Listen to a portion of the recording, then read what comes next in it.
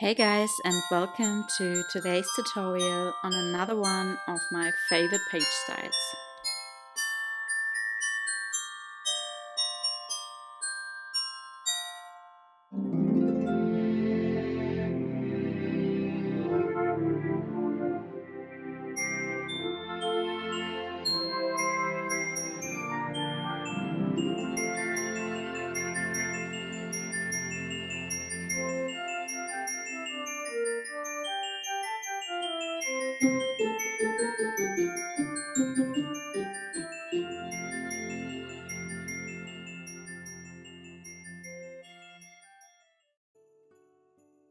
Okay, so let's just start with the tutorial for today.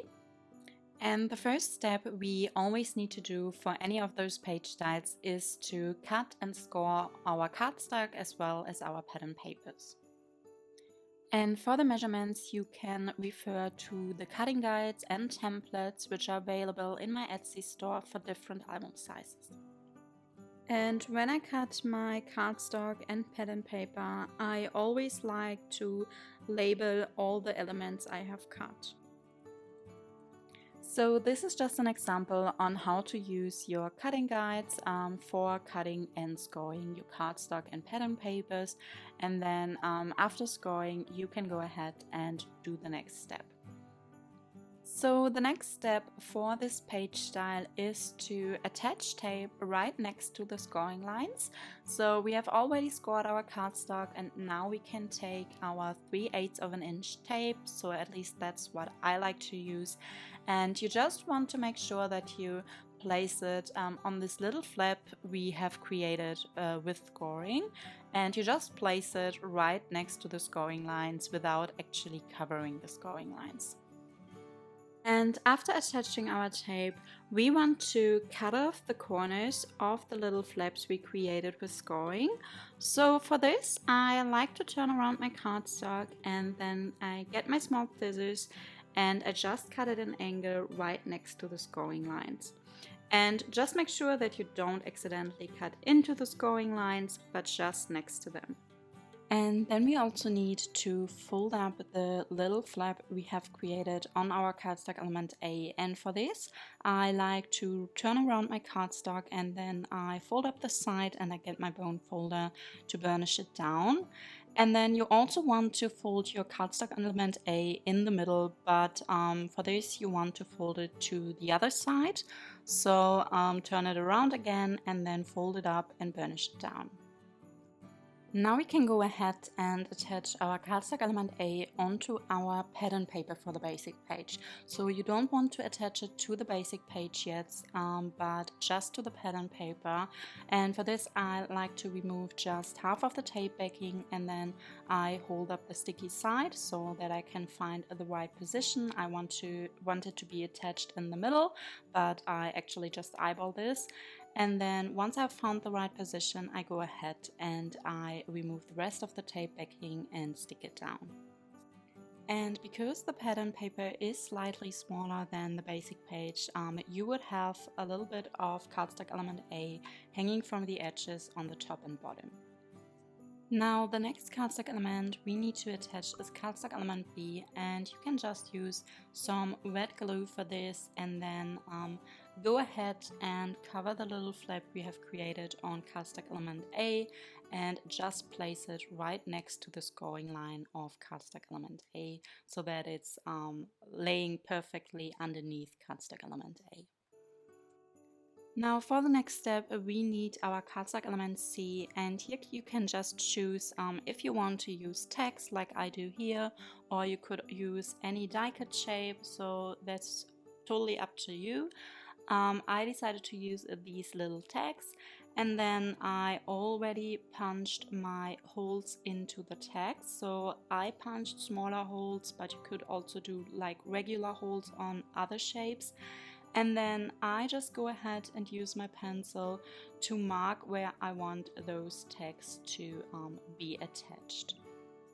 And with these swing features for closing, you always want to make sure no matter what shape you are using, that the hole you are punching is on one side, like either the left or the right side of your shape, and of course it cannot be in the middle. And when attaching, make sure that you open up your swing feature so that you can be certain that it won't be like in the way with the cardstock element A. Now that we have marked where we want our cardstock element C to be placed, we can go ahead and use our hole puncher. I use my crocodile for this to punch those holes into our markings. And then we can get our eyelets, and I use these very small eyelets for this page style, but you could use just regular eyelets or even braids if you prefer to use braids. Sorry. And then you can just go ahead and place them into your cardstock element C as well as into the pattern paper for the basic page, and then use your eyelet setting tool to set the eyelet and have it attached to the basic page. And after attaching eyelets, I always like to make sure that I cover up the back side, so the back of the eyelet, because this can be very sharp and I just don't want this to like rip on my basic page. So I get a piece of tape and I just cover the back of the eyelet with my tape. And now we can attach our pattern paper for the basic page onto our basic page. And for this, I just use wet glue instead of tape. And as you can see, I actually use a lot of wet glue here.